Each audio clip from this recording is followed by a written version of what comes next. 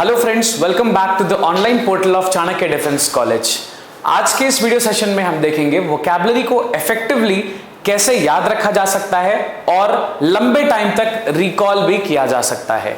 तो कुछ ऐसे ही इंपॉर्टेंट दो तरीके होते हैं जिनको आज हम डिस्कस करेंगे। वोकैबुलरी को याद रख पाना सबसे मुश्किल टास्क में से एक होता है, इसलिए स्टूडेंट्स सबसे ज्यादा परेशान इस चीज में रहते हैं। तो आज हम जो दो तरीके देखने वाले हैं जो सबसे ज्यादा इफेक्टिव होते हैं वोकैबुलरी लर्निंग या रिमेंबर करने के लिए, उन पे हम आज बात करते हैं।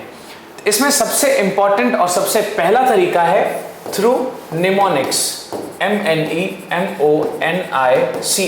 निमोनिक्स। पहला तरीका है निमोनिक्स का। अभी हम एक एक करके समझेंगे कि इन तरीके में कैसे वोकैबुलरी याद की जाती है और कैसे वो लंबे टाइम तक याद रह पाती है। दूसरा तरीका है बाय यूजिंग रूट वर्ड्स। तो एक एक करके इन दोनों तरीकों को देखते हैं और कुछ वर्ड्स को याद करके भी समझेंगे कि कैसे इनसे इफेक्टिवली आप चीजों को याद रख सकते हैं। ठीक है, चलिए शुरू करते हैं सेशन को और बिल्कुल बने रहिएगा, एक भी चीज मिस नहीं करनी है। राइट, अब देखिए निमोनिक क्या होता है और किस तरह से इसकी हम प्रेजेंटेशन और चीजों को दिमाग में रखते हैं। यहां पे एक वर्ड लिखा है एक्सोडस, EXODUS। आई होप ये विजिबल होगा, एक्सोडस। अब इस वर्ड को याद रखने के लिए मैं एक सेंटेंस बताऊंगा, उस सेंटेंस में ये वर्ड भी आएगा और उस सेंटेंस में इस वर्ड का मीनिंग भी आएगा। जैसे एक्सोडस देखते ही हमारे दिमाग में 110 जैसा कुछ आ रहा है। एक्सोडस 110। अभी आपने देखा होगा पुराने टाइम पे जब घर से दादी या नानी के घर से आप आते थे तो आपको कुछ पैसे देके वो आपकी विदाई करती थी, यानी कि कुछ पैसे देके आपको फिर वो जाने को कहती थी। अगर हम उस चीज को कंसीडर करें तो ये देखिए क्या बन गया, 110 रुपए देकर, ये क्या कह रहा है 110, ये देखिए यहाँ पे 110 जैसा ये लग रहा है, 110 रुपए देकर विदाई कर दी। अब एक्सोडस को देखते ही मेरे दिमाग में क्या इमेज बनेगी, 110। ठीक है, और 110 से हमने क्या सेंटेंस किया है याद, 110 रुपए देकर विदाई कर दी, यानी कि एक्सोडस का मीनिंग इसी में छुपा है, विदाई कर देना। तो एक्सोडस का मतलब क्या होता है, डिपार्चर या फिर विदाई। देखो कितना आसान है, इस प्रोसेस को बोलते हैं निमोनिक्स। तो ऐसे हम अराउंड 1000 वर्ड्स को कवर करेंगे वोकैबुलरी वाले सेशंस में। और देखते हैं दो चार वर्ड्स। यहां पे लिखा है एंडोर्स, अभी देखिए ENDORSE। आई होप ये लेजिबल है, पढ़ पा रहे होंगे आप, एंडोर्स। अब अगर मैं इस वर्ड को तोड़ के पढ़ना चाहूं तो देखो EN से इन्हें हो गया, एंड DOR यहां पे डोर हो गया, और SE से हम हिंदी वाला से लेते हैं। आपने देखा होगा बहुत सारे ऐसे छोटे मोटे प्लांट्स होते हैं, बहुत सारे छोटे मोटे पौधे होते हैं जो अपने आप से बढ़ नहीं पाते हैं, उनके लिए हमें एक थ्रेड टाइप का बांधना पड़ता है जिससे वो ऊपर तक चढ़ पाते हैं। बहुत सारे बीन्स के प्लांट और बहुत सारे लौकी के, ऐसे बहुत सारे पेड़ होते हैं जिनमें हमें क्या करना पड़ता है, एक थ्रेड का सपोर्ट देना पड़ता है, एक सहारा देना पड़ता है। अब देखिए अगर हम उस चीज को कंसीडर करें तो क्या है, EN से आ जाएगा इन्हें, DOR से मैंने ले लिया डोर, SE से आ गया से। तो इन्हें डोर से क्या मिलता है, उन प्लांट्स को सपोर्ट मिलता है, सपोर्ट। तो इंडोर्स का मतलब क्या हो जाएगा, सपोर्ट या फिर समर्थन। जब भी आप किसी की तरफदारी करते हो या फिर किसी की तरफ उसको सपोर्ट करते हो, उसको हम क्या बोलते हैं, इंडोर्स। देखो कितना आसान है ये। तो इस तरह से निमोनिक्स के थ्रू आप चीजों को रिमेंबर रख सकते हो बहुत टाइम तक। नेक्स्ट है ट्रांसेंड। अब देखिए आप इसमें दो शब्द छुपे हुए हैं। TRANS से मैं ले सकता हूं ट्रेन्स, ऑल्दो स्पेलिंग डिफरेंट है बट कुछ हद तक ये साउंड सिमिलर कर रहा है। TRANS से मैंने क्या लिया, ट्रेन्स। CEND से मैंने क्या लिया, सेंड। अब कभी कभी क्या होता है ना, अगर मान लो कोई नया एक स्टाफ भर्ती हुआ है, उसको नहीं पता कि ट्रेन को कितनी दूर तक अलाउ करना है जाने का।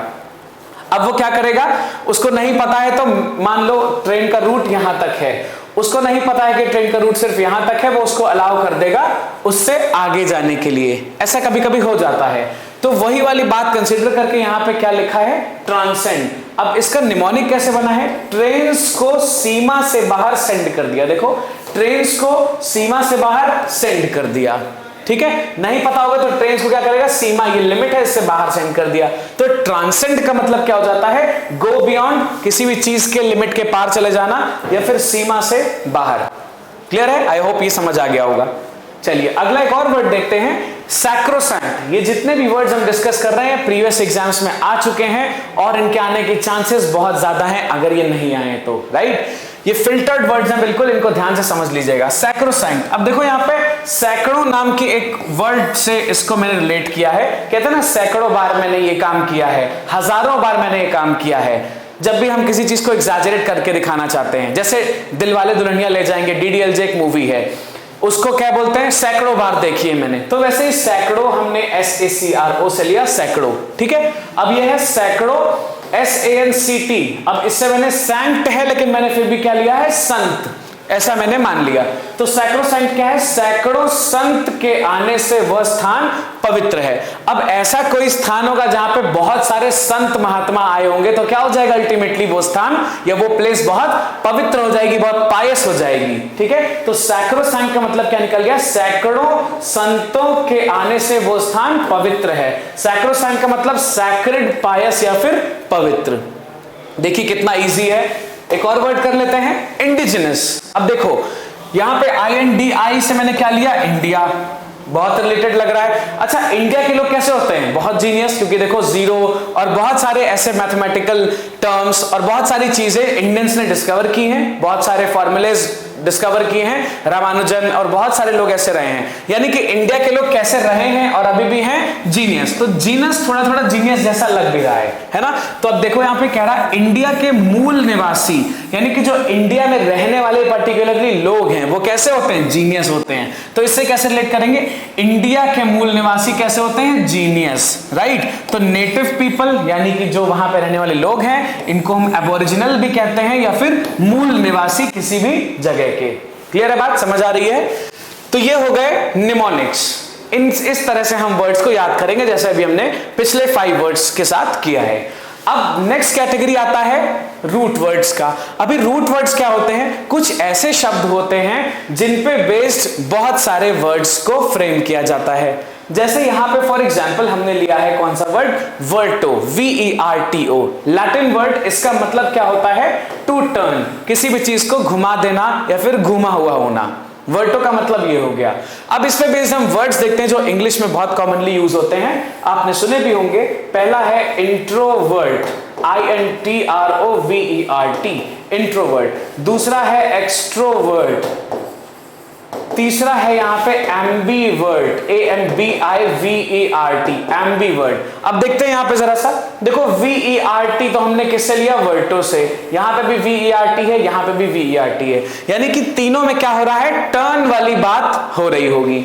अब देखो इंट्रो या फिर इन की अगर हम बात करें तो इन का मतलब होता है अंदर, एक्स का मतलब होता है बाहर, और एम्बी का मतलब क्या होता है बेटा, बोथ। एम्बी का मतलब क्या होता है, बोथ, दोनों।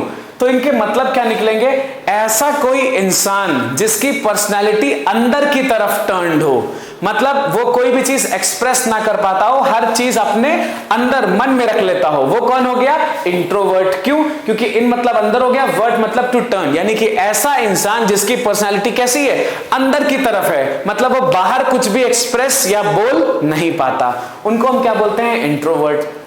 अब ऐसा आदमी जिसकी पर्सनालिटी बाहर की तरफ टर्न्ड है, मतलब हर चीज वो तुरंत बोल देता है, वो कौन हो गया, एक्सट्रोवर्ट। ये 2 कैटेगरी आपने सुनी होंगी।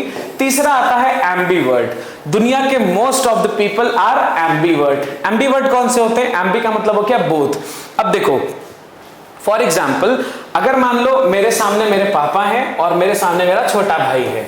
अब मैं अपने छोटे भाई से जितना फ्रैंकली बात कर लूंगा, जितना फ्रीली बात कर लूंगा, अबे तबे भी बोल सकता हूं, पर वैसे मैं अपने पापा के सामने नहीं बोल सकता। मुझे क्या होना पड़ेगा, थोड़ा सा डर के या फिर चीजों को सोच समझ के बोलना पड़ेगा। यानी कि किसी कंडीशन में मैं क्या कर रहा हूं, एकदम एक्सट्रोवर्ट हो जा रहा हूं, मतलब छोटे भाई के सामने मैं कुछ भी बोल रहा हूं, मुझे एकदम कॉन्फिडेंस है। बट अगर वहीं पापा आ गए तो मैं कैसा हो जा रहा हूं, थोड़ा सा इंट्रोवर्ट, मतलब सारी बातें नहीं बोल पा रहा। तो ऐसा पर्सनैलिटी जो होता है, जो एक्सट्रोवर्ट भी एक साथ होता है और इंट्रोवर्ट भी एक साथ होता है, इनको हम क्या बोलते हैं बेटा, एम्बीवर्ट। तो ऐसी पर्सनालिटी क्या हो जाती है, ambivert.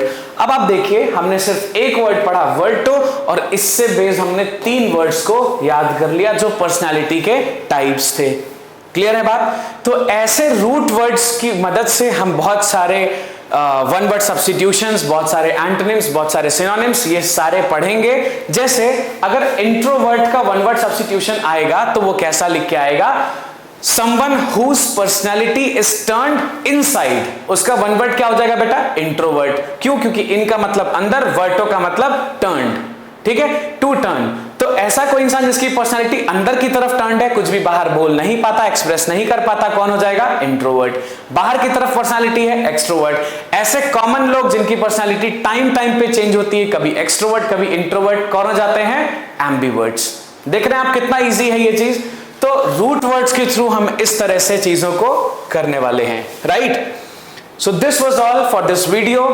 Thank you for watching, and one thing that you need to do is you have to download the application from the given links. Thank you and have a nice day.